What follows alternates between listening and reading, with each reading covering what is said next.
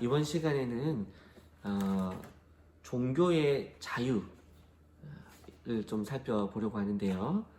종교 자유의 의미와 한계에 대해서 좀 살펴보겠습니다. 현대사회에서 종교의 자유는 기본적인 인권의 하나로 확고하게 자리를 잡고 있습니다. 1948년 국제연합, UN이죠. 에서 발표한 세계인권선언 제18조에는 양심과 사상의 자유와 함께 종교의 자유가 명시되었습니다. 대한민국 헌법 제20조에서도 종교의 자유를 국민의 기본적 권리로 천명하고 있죠. 종교계로 눈을 돌려보면 개신교와 정교회 중심의 세계교회협의회, WCC죠. 세계교회협의회는 일찍이 1948년에 종교자유선언을 발표했고요. 로마 가톨릭교회도 제2차 바티칸 공의회를 통해서 1965년에 종교자유선언을 발표했습니다. 기독교 외에 주요 전통 종교들도 대부분 종교의 자유를 인간의 기본적인 권리로 인정하고 있습니다. 이처럼 오늘날 어느 누구도 부정할 수 없는 명백한 권리의 하나로 자리 잡고 있는 이 종교는 구체적으로 그 자유라는 것이 어떤 의미일까요? 종교의 자유는 1차적으로는 종교 선택의 자유를 의미합니다. 역사적으로 종교의 자유는 각 개인이 자신의 종교를 자유롭게 선택하고 또 변경할 수 있는 권리를 확보하기 위한 투쟁에서 시작되어 왔었습니다. 현재는 종교 자유에 종교 선택의 자유만이 아니라 종교적 의식 거행의 자유, 종교 교육의 자유, 종교적 집회 및 결사의 자유, 선교 포교의 자유 등이 포함되기도 합니다. 그 이전의 역사 속에서 종교 선택의 자유가 주된 이유였던 이유는 중세 시대에서부터 시작됐던 특별히 구교와 신교의 갈등이 큰 역사의 뿌리가 됩니다. 예를 들어서 1517년 이후로 16세기 종교개혁 시대와 중세 유럽 같은 경우는 종교의 갈등으로 인해서 수많은 사람들이 죽임을 당한 일들이 있었죠. 그래서 1948년의 종교자유선언이나 또 1965년의 종교자유선언, 이런 종교의 자유선언들은 누구나 자유롭게 자신의 종교를 선택할 수 있고, 국가는 모든 국가 구성원들이 자유로운 종교 활동을 할 수 있도록 헌법으로 보장해야 한다는 그런 관점들을 가졌다는 것입니다. 물론 이 종교의 자유에는요, 종교를 갖지 않을 자유도 포함됩니다. 따라서 종교 의식에 참여하지 않을 자유, 종교 교육을 받지 않을 자유, 종교 단체에 가입하지 않거나 탈퇴할 자유, 선교나 개종을 거부할 자유가 포함됩니다.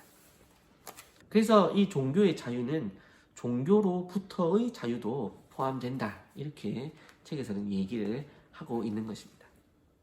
이처럼 종교 자유라고 하는 것에 대한 범위는 매우 넓지만 크게는 내심의 자유와 외적 행위의 자유 두 가지로 나뉘어지는데요.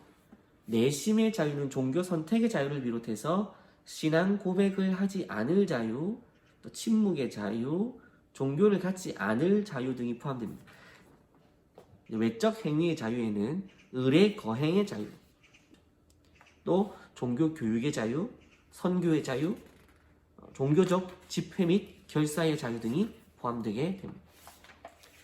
이 내심의 자유는 개인의 마음속에 존재해서 외부에서 관찰할 수 없기 때문에 외적 제한이 사실상 불가능합니다. 따라서 절대적인 자유에 속한다고 볼 수 있죠. 이와 달리 외적 행위의 자유는 타인의 삶과 사회 질서에 영향을 줄 수 있기 때문에 무제한적인 보장이 되는 것은 아닙니다. 그러니까 집회 결사에 대한 자유를 보장하지만 공공의 안전을 위해야 할 경우에는 제한될 수 있다, 이런 걸 얘기하는 거죠. 따라서 헌법에 열거된 다른 권리들과 마찬가지로 외면적 차원의 종교 자유는 공공질서나 타인의 자유를 침해하지 않는 범위 내에서만 보장된다. 그러나 내심의 자유와 외적 행위의 자유는 선명하게 구분되거나 분리되지 않는 경향도 있습니다. 종교적 행위의 대부분은 내면에 있는 종교적 신념의 외적 표현이기 때문에 이 외적 행동을 제한하는 것 자체가 이 내심의 자유를 제한하는 거가 될 수도 있기 때문이죠. 그래서 참 이렇게 자유를 보장하다 보면은 또 공공의 이익에 반대되는 경우도 있고, 또 공공의 이익만을 추구하기에는 인간 개인의 자유를 침해할 수 있기 때문에 이 공익성과 개인의 자유라고 하는 것을 연결 짓는 것, 이것이 인간 사회에서 참 중요한 숙제 중에 하나이기도 합니다. 어떤 한 개인의 종교적인 행위가 현 행법과 충돌할 때 그 사람이 지닌 종교적 신념의 가치와 의미를 고려해야 하고요. 이 부분을 고려하지 않은 채 무조건적으로 처벌을 하게 된다면 헌법이 보장하는 종교 자유의 의미가 퇴색될 수 있다, 이렇게 얘기를 합니다. 그러므로 사회적 합의에 따라 종교 자유의 경계선은 마련되어야 하고요. 종교 자유의 권리만을 내세워서 법 질서를 무시하는 태도나 실정법만을 내세워서 종교 자유가 당사자에게 지닌 깊은 의미를 고려하지 않는 태도, 두 가지 다 바람직하지 못하다라고 볼 수 있습니다. 종교인은 법 질서를 최대한 존중하면서 종교 자유의 권리를 행사해야 하고요. 국가는 인간의 삶에서 종교 자유가 지닌 중대성을 고려하면서 법 질서 운영에 신축적인, 탄력적인 태도를 취해야 한다는 것이죠. 그래서 종교 자유의 경계선은 남용과 억압을 넘어선 곳에 그어져야 이야기를 합니다. 종교 자유의 한계를 계속해서 보겠습니다. 종교의 자유는 종교 개념과 밀접한 관련을 맺고 있는데요. 법적 차원에서 보면 종교로 인정되어야 종교 자유의 권리를 누릴 수 있습니다. 종교로 인정되지 않으면 다른 범주의 자유는 얻을 수 있을지 모르지만 종교의 자유를 향유할 수는 없습니다. 이런 맥락에서 검토가 필요한 용어가 바로 사이비 종교, 유사 종교, 미신, 이단들이 될 수 있습니다. 여러분들이 자주 질문하는 질문인데 오늘 교과서 내용으로 한번 보겠습니다. 사전적 의미에 따르면 사이비는 겉으로는 비슷해 보이지만 실제로는 전혀 다르거나 그것이 아닌 것입니다. 따라서 사이비 철학은 철학 행세를 하지만 실제로는 철학이 아닌 것. 사이비 과학은 겉으로는 과학처럼 보이지만 실제로는 과학이 아닌 것. 마찬가지로 사이비 종교는 종교처럼 보이지만 종교가 아닌 것. 가짜 종교, 거짓 종교가 바로 사이비 종교가 됩니다. 그런데 사이비 종교와 종교를 엄격하게 구분하는 객관적인 기준이 있을까요? 흔히 비윤리적이고 반사회적인 혹은 반국가적인 행위를 하는 종교에 대해서 사이비 종교라고 낙인을 찍는 경향이 있습니다. 그러나 이 기준들은 절대적인 것은 아니고요. 시대와 지역에 따라 변화하는 상대적인 성격을 지니고 있습니다. 더구나 이러한 기준 자체가 기성사회나 기성종교의 입장만을 반영하는 경우도 있지요. 예를 들어서 어떤 새롭게 생겨난 종교에서 교주를 신격화하면 언론이나 기성종교에서는 사이비 종교로 규정하는 경우가 있지요. 그러나 역사적으로 보면 창시자를 신격화하여 신앙 대상으로 삼아온 종교가 적지 않습니다. 특정 윤리나 교리를 근거로 해서 사이비 종교를 종교와 구분하는 시도는 타당성을 지니지는 못할 뿐만 아니라 종교의 자유를 위축시키는 요인이 될 수도 있습니다. 그러니까 사이비 종교를 구분하는 객관적인 기준을 마련하려고 이런저런 시도들을 하는 것은 좋으나 그런 데에 있어서도 신중함이 필요하다는 것이죠. 유사 종교, 그 다음으로 유사 종교는 사이비 종교와 비슷한 의미를 지니고 있으면서 일제강점기부터 사용된 용어인데요. 일본 제국주의는 포교 규칙, 1915년에 포교 규칙을 통해서 불교, 교파, 신도, 일본 신토라 부르죠. 신토, 그리고 기독교, 이렇게 세 종교만을 종교로 간주했고 대종교나 천도교와 같은 종교들은 유사 종교로 규정을 하게 됩니다. 이런 종교, 유사 종교의 이분법은 민족주의 성향이 강한 신종교를 탄압하기 위한 식민 통치의 산물이었다, 이렇게 교재는 평가를 하죠. 천도교나 대종교를 종교로 간주하게 되면 종교 자유 때문에 함부로 대할 수 없게 되고, 그래서 그렇게 되면은 이들이 이제 하게 되는 항일운동 내지는 독립운동을 유사 종교로 낙인을 찍었던 것이에요. 식민 통치 맥락 속에서 등장했던 유사 종교라는 부정적인 의미를 가진 용어가 해방 이후에도 한동안 사용되어 왔었는데요. 이것은 신종교들의 종교 자유를 위축시키는 요인이 되기도 했습니다. 미신이라는 용어도 종교 자유와 관련해서 검토할 필요가 있는데요. 개항기에 서구에서 들어온 superstition이라는 용어가 미신으로 번역되었는데요. 이 용어는 사람들을 미혹시키는 믿음이라는 부정적인 의미를 가집니다.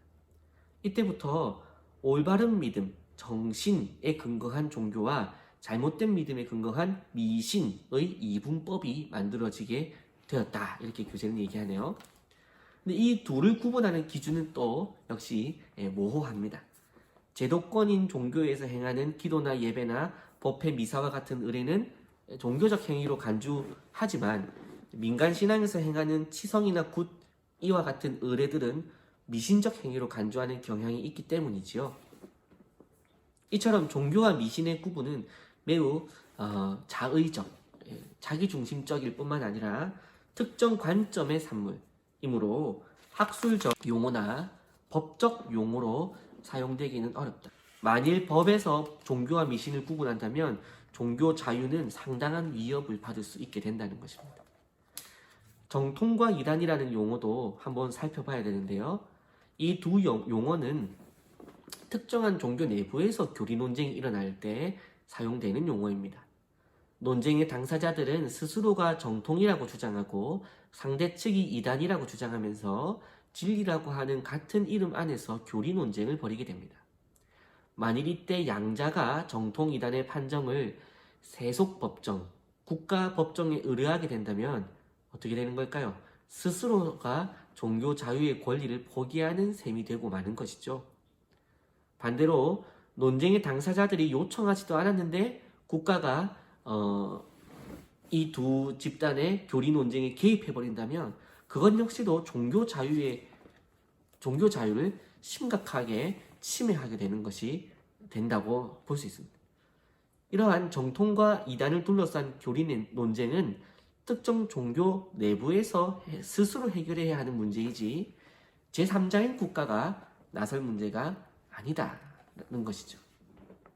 이처럼 종교의 자유를 제대로 이해하기 위해서는 종교에 대한 개념과 일정한 관련을 맺고 있는 사이비 종교, 그 다음에 유사 종교, 미신, 그리고 정통 이단 등에 대한 용어에 대해서 비판적인 성찰이 뭐겠습니까? 뭐 하나를 딱 정답으로 정해놓고 있는 것이 아니라 다양한 관점을 가지고 보는 그런 연구가 필요하겠지요. 만일 이러한 개념들에 대한 그릇된 통념, 이제 자기가 그냥 가지고 있는 편견, 선입견 이런 것을 그대로 가지고 있다면 종교의 자유는 좀 위축될 수 있다 이렇게 볼 수 있겠지요.